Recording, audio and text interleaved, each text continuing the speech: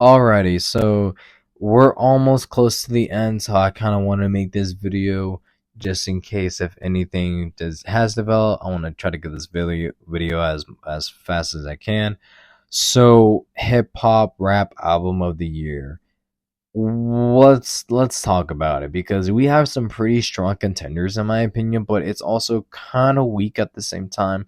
But it's also for me not having more so expansion of like my music taste of like with artists and everything, because there's a lot of artists here that I have not listened to of his whole entirety. So you know, my opinions can ruffle some people's feathers in some type of way because, I only listen to what I like from certain artists, and like whatever came out this year is what I have listened to in the following year, not really going back to their back catalog. So, for example, like with Logic, my first ever project to listen to Logic is Ultra 85, not in his previous albums at all. Same thing with Future. First thing I listened to Future of his entirety of an album is We Don't Trust You. Same thing with Eminem with The Death of Slim Shady, or with 21 Savage is different because I listen to all his catalogs, so I do love The American Dream.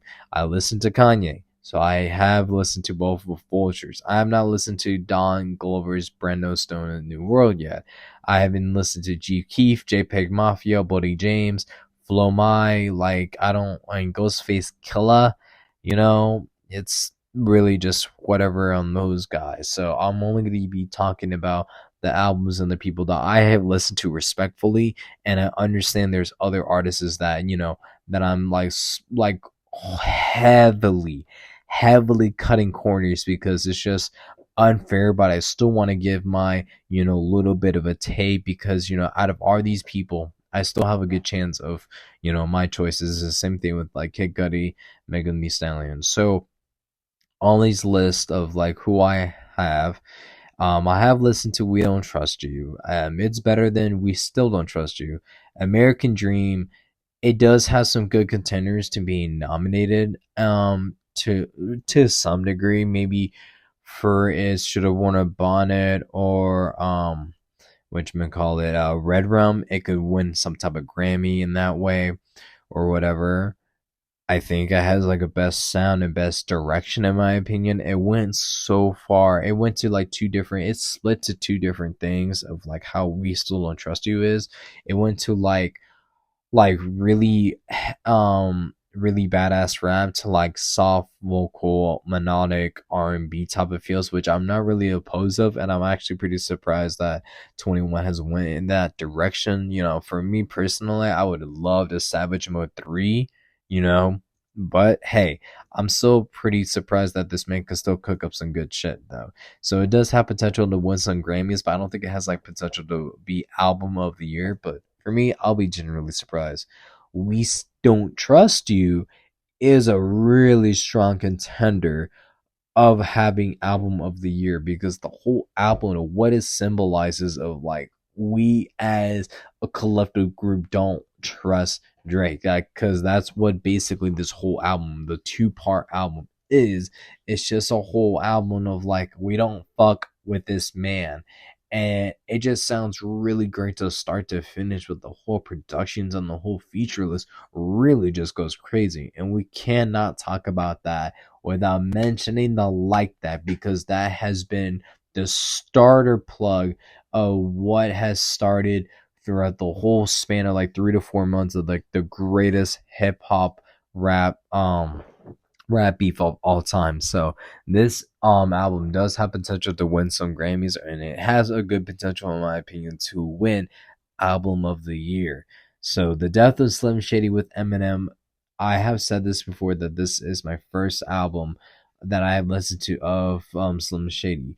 But this can go either or because it could win some Grammys, but it could not win any because this is not a creatively new album that Eminem has made, because this is just basically going back to his old sound and roots to not appease only old fans but also like it's more so to please more nostalgical fans like myself, because I, again, like I said, I have not listened to any of his projects, but I have listened to a good amount of his songs, just not of its entirety of like album length projects. But I do have a good understanding and good concept of how Eminem's or Slim Shady was before as a person, or before as an artist, before he transitioned to like the certain type of music that people are criticizing him now for. So he does have good potential to win any types of Grammy, but to have album of the year, it could be like a 50-50, because it just really depends on like the core audience of what it's like really voting towards, if it's like appeasing to all people or not, because this is just an album of him getting himself canceled, and it does spark a lot of buzz and everything. But this album is getting some nice mixed receptions of like, you know, his more lighthearted tracks with like with his daughters and everything, tying into like really nice wholesome videos in my opinion. Vultures won with Kanye and Ty Dolla $ign. This is the best first installment of the Vultures trilogy.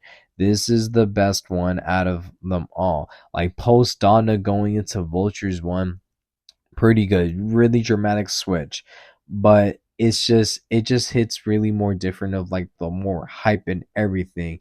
And I guess that's what it like, what a lot of it what led up to just the hype and the momentum, and then just going off towards the sequel of that with Vultures 2 does not hit the same. Vultures 1 clears Vultures 2 by a long shot.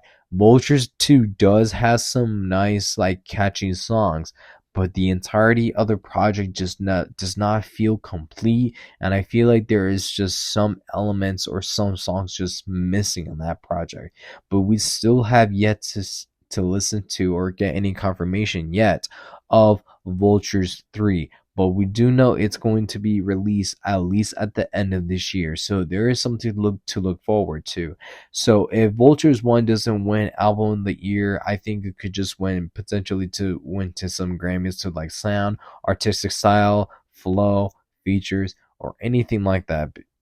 So um what should I call Ultra 85 with Logic. I think it has a good potential to win Grammys, or it could win album of the year, because I do love the sound production and the whole story driven that's behind Ultra 85, and Logic just captivates that all so well. And for a long time Logic fans, I think this also appeals to them too, because it is a direct sequel to the incredible true story, and man, it does have some heavy set bangers and everything else. And the whole like again production is just so fucking good. Like I enjoyed all the instrumental elements that Logic has put into this project. Like for me listening to this as a first time Logic project listener, good stuff, man. It just excites me more to go back to listen to more. My Delete Later by J. Cole. This may not win album of the year, but it could win some Grammys in some type of way, because this is only going to be remembered, like I feel like most people won't remember this as one of Cole's best projects, because I feel like most of the people are going to look at this album and say, "Oh, that's the album that had a shitty Kendrick diss." That's what I think people are going to like look at this album as, and not really look at it as like a really nice album to keep us more hyped up and, you know, keep that momentum going until we get, you know, the whole fall off, because this is what all of it is building up towards, just for that one last project that Cole's ever going to release of, I guess, his biggest lifetime of them all. Better Than Me Than You, Big Sean. I am really anticipated about this project. I have not listened to it yet, but I did listen to two songs from this album, and they sound pretty good. Brenda Stone and the New World, Donald Glover. I have listened to only two songs, and they're pretty good. But you know, album of the year, I feel like Donald Glover does have a good chance, because I have listened to all his projects, and especially his Anesthesia album until to this point. This man is one of the most best creative driven man of all time, artists of all time, that create such a like differentiating album. It's so amazing to go back to his catalog, and you can tell from all his projects are completely 180. They're so different from one another, and that's what I love about it so fucking much, man. Love that so much. Um, The Kings of Mischievous South, Volume 2 by Denzel Curry. I have listened to this project more and more and more, and let me tell you something. I enjoy it so much. I enjoy all the songs of its entirety, if I'm being honest with you. I really do enjoy like every single song. Granted, the intros and the interludes and everything kind of buzz me off the wrong way because I feel like it's just like a little like commercial break before we kept going. But Denzel has really like this could be my fucking favorite album of all time that can have a potential to win any type of nomination of a Grammy or getting album of the year could be a long shot. This one has a long shot because it just has raw vocals, man, that just hits so different. 2093 by Yee, I have not really, you know, settled down to talk about this because this album it's all right for me. I haven't like this is my first. Well, no, this is like my third project that I have listened to. Yeet. I think I listened to Life and Afterlife. Those albums were okay. And 2093 is like it's okay too. It's nothing really astonishing, but I do love his sound. That's all Yee is just like at least for me is known for in my opinion. He has really nice sound and he has such nice and electrical like industrial experiment like when he does on these albums. Pretty amazing stuff, man. Hearthstone Psycho by Don Tolliver could honestly just be a good nomination to have a good album of the year or potential Grammy winning because the whole album is so fucking nice, start to finish. Production is amazing. Features are amazing too. I love the rock and roll elements. I love the beats and everything. And like Don just knows how to transverse his voice and his sound. And it's just so captivating to see how he just like transfers that. Just goes on and on, man. Gotta love it. Lastly, I think that's really about it because there's a bunch of more other albums that I haven't listened to because there's Benny the Butcher of like Everybody Can't Go. There's like Dark Times by Vince Staples. I haven't really listened to him. There's Insano with Kid Cudi, Blue List by Schoolboy Q. Like I can't like I'm over here like disrespecting someone who's in Top Dog, same league as like Kendrick before. I know there's like Kevin Gates' album, but out of these, I would have a good contender of having either Vultures 1, Hearthstone Psycho, King of Mischievous, Ultra 85, and I think We Don't Trust You. If one of those don't win fucking album of the year, I'm gonna lose my shit. But there is also two more contenders because we still have Playboi Carti's album, and I did listen to all of his projects. Whole lot of red wasn't really it for me, but how he's just switching up his style and his flow and his vocals, I feel like it's gonna be good. I feel like it's gonna be a good fucking solid album. Hopefully it's pretty lengthy and has really good quality traits of it.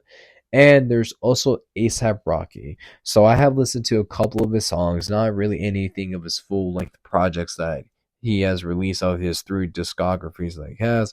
But I have listened to, a couple of his singles that he's put out with Hijack, Ruby Rose, and there's like another one of like a sundress too. All those good stuff. Those are just really captivating. They're really just so different from one another. But I heard so much hype about this album being his most best experimental album of all time, literally topping off his testing album.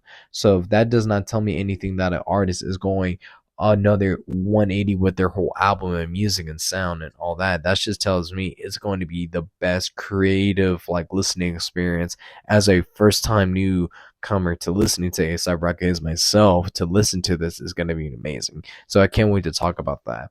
But with the other ones that I haven't listened to, like Brando Stone or maybe Better Me Than You with Big Sean, I probably might take a listen to that of its entirety at some point because I'm not trying to, discard any artists here because there are some pretty good ones. I know Suicide Boys is pretty good.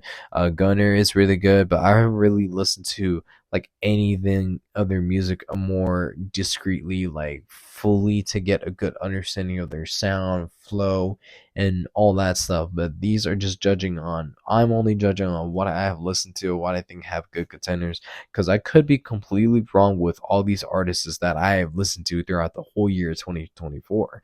So, it can catch me and everybody else by surprise if I get one of my predictions correct or wrong, because I'm not over here saying they should deserve it. I'm just saying they have potential to, but I'm not trying to discard the whole 80% of artists that I have not listed their name and their projects, because again, haven't listened to it, so I don't think they do have it. Maybe they do, and I could be completely wrong. But hey, let me know what you guys think down below in the comment sections. If not, that's okay with me. But anyways, ladies and gentlemen, my name is Senegal639, and I hope you all have a wonderful morning, night, day, evening, whatever the occasion is. Take care, stay safe, and all that good jazz. But anyways, guys, later.